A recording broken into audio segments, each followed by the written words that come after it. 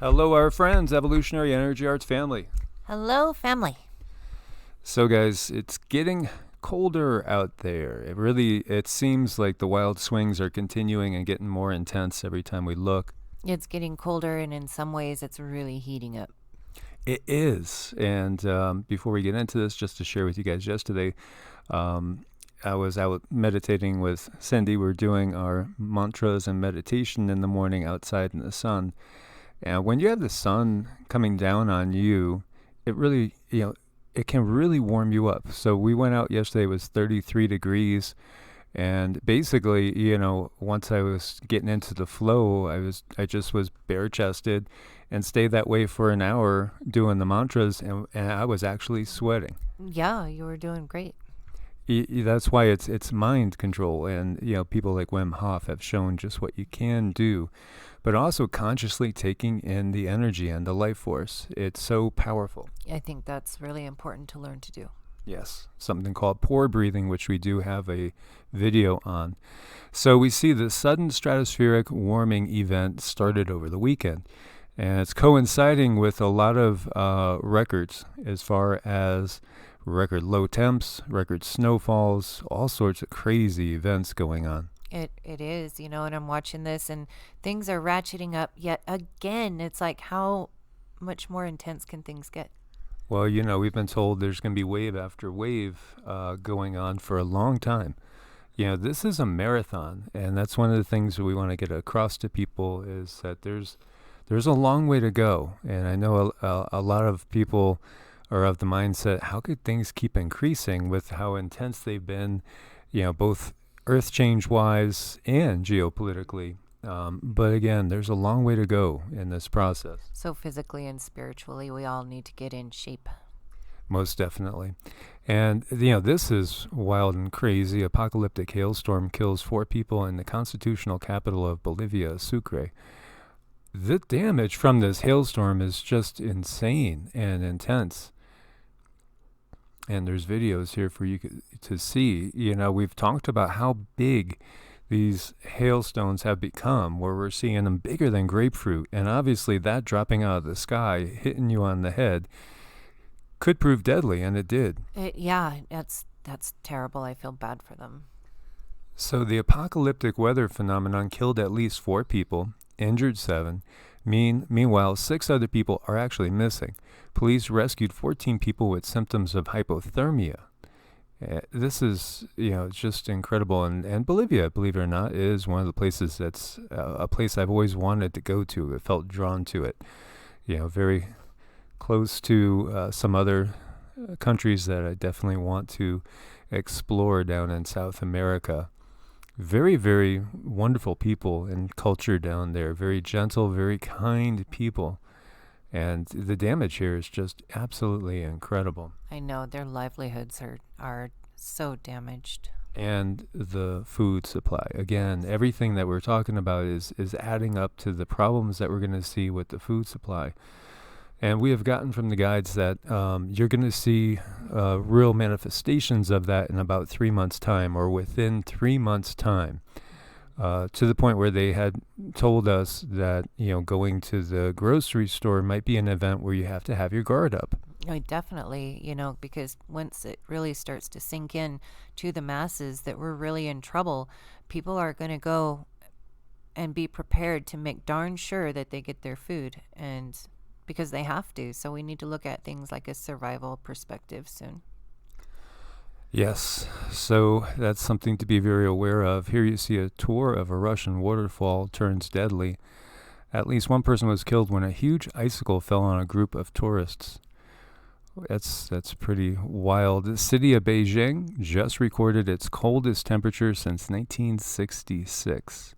We're starting to see more consistent cold make its way in, and we were talking to our good friend David Devine, Adapt 2030, yesterday. And, because Cindy and I, as far as the financial end of things, we're not up on things like Bitcoin and stuff like David is.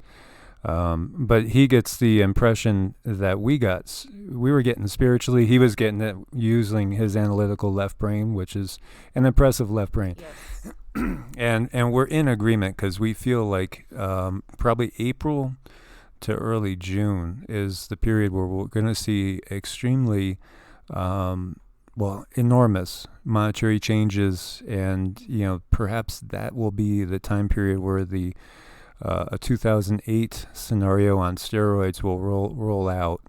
So looking at it from the perspective that we're probably going to be going into more of an economic collapse period in that time.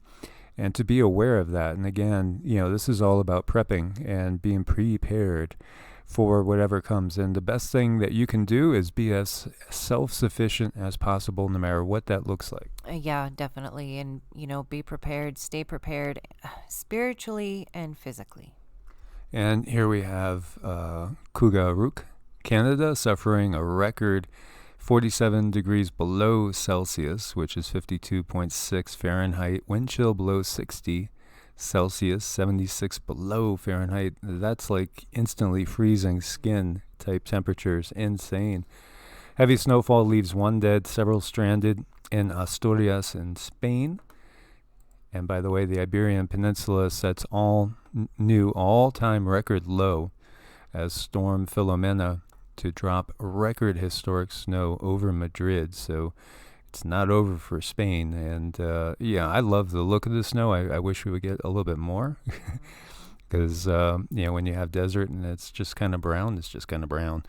But when it's covered in white snow, it's beautiful. Plus then we get to see all the animals around when we go hiking.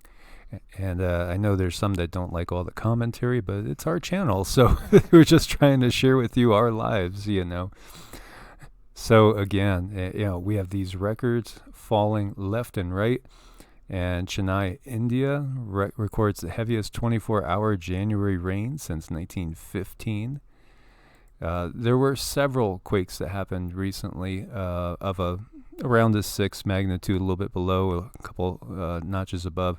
6.1 hit Sulawesi, Indonesia, basically over in the Ring of Fire on the Pacific side. As we see, things are increasing. They really are going up another notch, as we did have also that minor G1 magnetic storm come in. But in these times, every little oomph of energy can notch up the Earth changes. Mm-hmm. Absolutely, definitely. So we're keeping an eye on it. So more than 500 evacuated after new eruption at Merapi, and this is in Indonesia as well. And then we have eruptions continuing at Kilauea, with lava erupting from the vents on the northwest side of the crater in Hawaii. So we want to reiterate to you guys again, now is a really, really good time to, again, get prepared. We're here in January, right? And our next trip in, we're going to be looking for some more potting soil. Yeah. Even though we might have to take our plants in our trailer and move them to another location, we want to get some stuff growing. And, even if it's just some herbs growing, herbs are very, very beneficial for the body, so we want to get some things growing even in these times, even though we're mobile and not really rooted and don't know where we're going to settle completely yet. We have a pretty good idea now. We're zooming down into, a narrower and narrower area. We really want to get across that point. So, if you have an opportunity, stock up a little bit more, get yourself prepared, get yourself set for the spring when it becomes growing season. Even if you're in an apartment, you could put things in windowsills. You could even go ahead and make little shelves so you could get more things in your windows if you needed to take advantage of that, because if we're going to be heading into an all new level as far as the food shortage is going. I know, and human beings can be very, very creative, and I think we're going to move into a time where we're going to get the opportunity to use that creativity, and it might look a little bit scary, but just keep looking at it as an opportunity to do something new.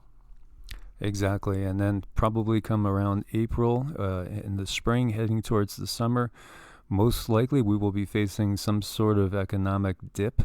And again, that will change everything. So, look to Venezuela is what our friend David said. He said, you look to Venezuela if you want to see what is likely to manifest.